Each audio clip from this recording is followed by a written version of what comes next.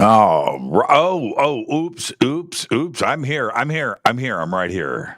Good afternoon. Fade to Black breaking news for this Monday, February 19th, 2024. This is all of the news that you need. We're kicking off a brand new week here on Fade to Black. Very excited. I had a very busy and fun weekend. I hope you did too. This week on Fade to Black, tonight, Dolly Saffron is with us. We're going to be talking about her fully conscious ET contact. All that and much more tonight with Dolly. Tomorrow night, Billy Carson is here. He's got a new series coming out. It's getting ready to premiere in theaters across the United States and on TV, of course. It's The Anunnaki. We'll be doing that tomorrow night with Billy. Wednesday night, finally, Mary A. Joyce is with us. We're going to be talking about her new book, Spy in the Sky. That's right, satellite imagery of ET. Out there on the ground, under the water, Antarctica. We're going to go through all of that tomorrow night with Mary A. Joyce. And then on Thursday, as promised, it will be the 2024 Conscious Life Expo recap special. I may have a couple of special guests. I've got them lined up, and we'll see how that goes. But I've got video, I've got the stories, and I've got the pictures to back it all up. And I do want to thank Brad Harris for his picture taking at the conference and all of you that have contributed. And of course, I've got a few selfies or two, and we're going to do that on Thursday night. That's our week here on Fade to Black. Very excited. And yeah, it's raining again. That's right. It's raining again. And it kind of ties into, it was the last day before the rain for me to go out and take my bike for a ride in the desert. So I did that. And if you haven't seen the pictures, I posted them on Facebook, and you can go and check them out. I got busted by the camo dudes. That's right. I did. There won't be any more selfies at Edwards Air Force Base, and you can go and check it out. I'll talk more about that in the days and weeks ahead. But I kind of want to stay a little low key on this because they have all my info. They do. I was reticent to post those pictures. And I thought they were just like, that's it, man. And no more, put the phone down, right? No more no more. That's it. And, but I posted them anyway, but I did put in the post. This is the last stuff you're going to see of Edwards Air Force Base. That's it. I'm scared straight. I am. It was, it diffused. It calmed down, but at the front of that, it was very serious business. So that's it. It's a bucket list thing, I guess, right? You go through, you do what I do. You're out there doing it. I know they're listening right now. You go out there and you do your thing. You do what I do, and I do it for the community. I do it for the world. And I knew that it would happen eventually, right? It just would. I do too, and I got caught. So go and check out the pictures right there on social media. All right. Where am I? Let's get straight to it. On this day in history, 1878, American inventor Thomas Edison patented the phonograph. That's right. Think about that. In 1878, the gunfight at the OK Corral happened 3 years later in 1881. Think about that. That is absolutely crazy on this day in 1878. Wow. All right, here's your fader fact. Julia Butterfly Hill lived in a 1,500-year-old redwood tree named Luna for 738 days at the height of 180 feet above the ground. That's right, 2 years to prevent the tree from being cut down. She ultimately reached an agreement with the lumber company that was going to cut it down, and she saved that tree. That is your Fader fact. She's amazing, by the way. All right, let's get to the breaking news. Julian Assange's moment of truth has arrived, and the stakes are high. If his appeal fails this week, the WikiLeaks founder could serve a potential jail term of 175 years for the 18 criminal counts of his alleged role in obtaining and disclosing classified documents. Wow. Can Neuralink be hacked? Yes, of course. Of course, it's possible Neuralink can be hacked. After all, any device that connects to a network is vulnerable. It's only a matter of time. In fact, the hack will hack into the human brain. Right now, experts are looking at this. Cyberlink criminals can hack Neuralink in many ways. One is through the Bluetooth connection the device uses to communicate with a computer or smartphone. If a hacker gained access to this connection, they could send malicious commands. That's very scary. Bluetooth, right, to a hacker. Right? You need to get into the NSA. You need to get into the CIA. You need to go and hack Verizon, Bank of America, whatever. That's easy stuff. Difficult for normal, but a hacker, it's easy. Bluetooth, right? Think about that. Super easy. Another way is exploiting vulnerabilities of any of the related software in use at the time of the hack. That is even scarier. So, could a hacker use Neuralink to control the user's thoughts or actions? Yes, they're hacking into your brain. As firms increasingly rely on artificial intelligence, all of this is just scary. Neuralink, a Bluetooth connection, software hackers, it's nuts.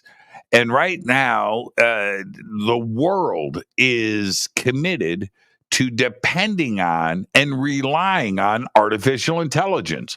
And that includes hiring platforms. Now, think about this.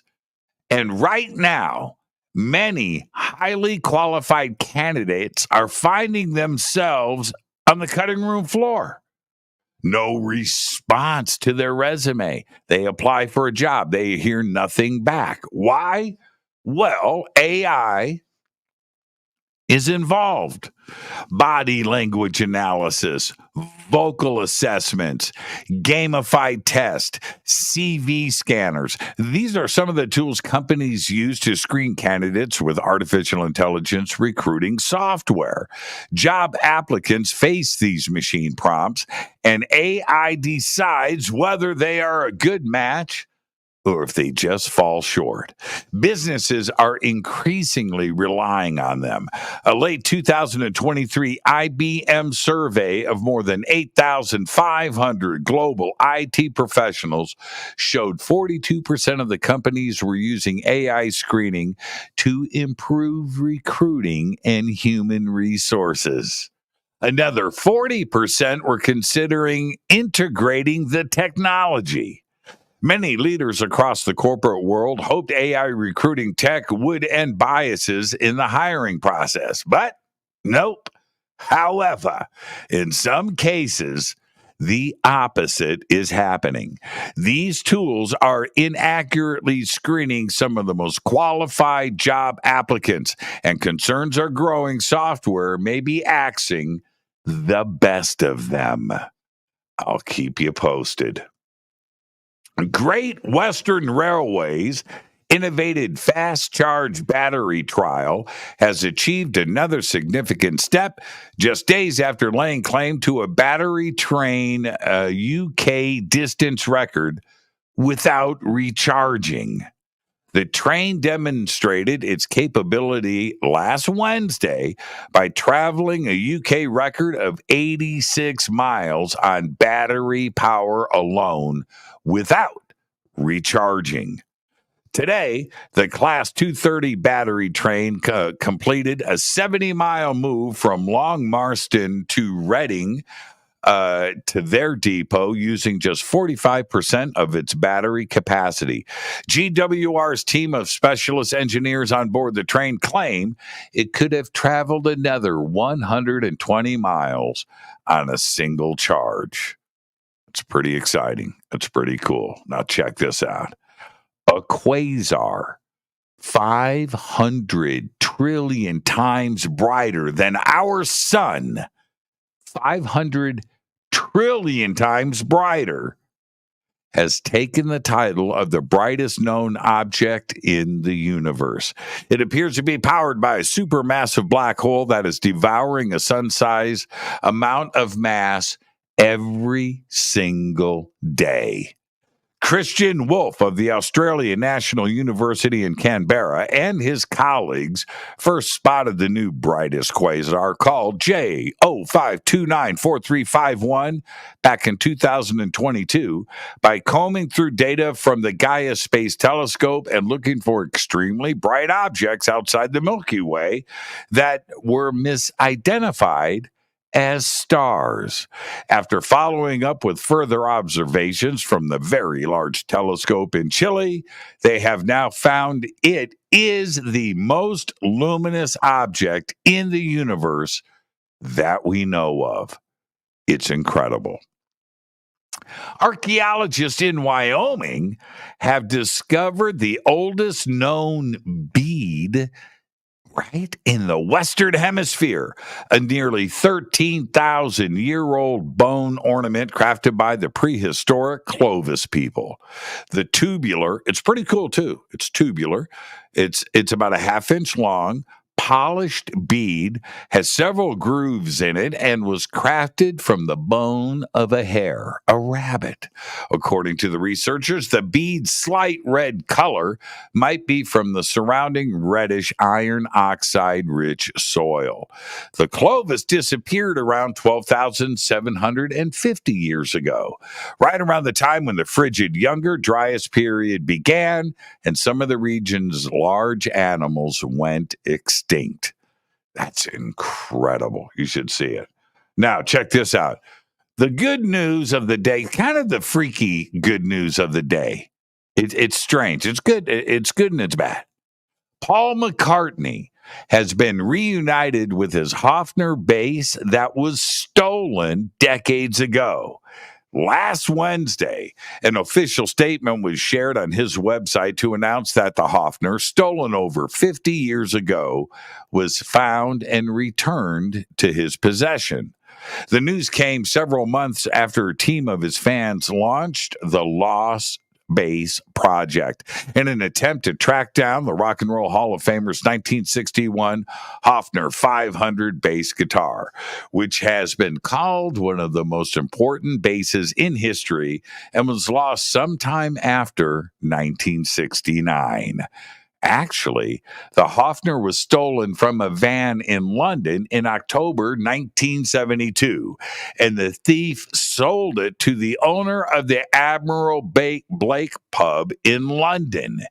It stayed with the same family ever since. And right now, we don't know the name of the thief. And here's the thing. You go and you steal the most famous bass in the world, right? Paul McCartney's Hofner. What do you do with it? You can't hang it on your wall. Right? You can't do anything. You know, it's in its case under a bed. You can't show it to anybody. Hey, check this out. Check this out. Open that up. That's Paul McCartney's bass. Where'd you get it? It was stolen. Dude, give that back to Paul. What do you do? Give that back. What are you doing? And so no names yet have been disclosed about this whole thing, except for the owner of the Admiral Blake pub, right? Was it his family that kept it? And it's just kind of all on the down low. The fact is, Paul got that bass back. Incredible. Yeah. And finally, I'll leave you with this. An orange mankini is the talk of the equestrian world right now after an Australian show jumper, horse jumper, right? Show jumper. His risque outfit choice while riding this horse threatened to derail his hopes of making a fourth appearance at the Olympic Games. Hang on right there. I'm not making this up.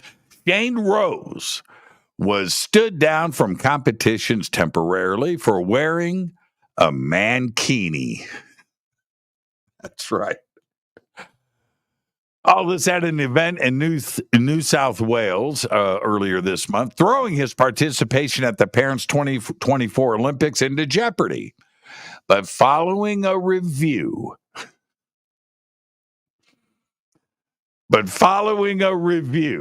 the Equestrian Australia said today that Rose did not breach the organization's code of conduct with his mankini at the Wallaby Hill extravaganza, during which riders are encouraged to wear fancy dress. Is this thing on? Oh, man. Now, I don't know what a mankini is. I don't know what a mankini is. Just the name, right? And for the record, I didn't Google it either. All right? I'm just going to leave it right there. It's up to you to Google mankini. There you go. There's all the Fade to Black breaking news that you need for today, Monday, February 19th, 2024.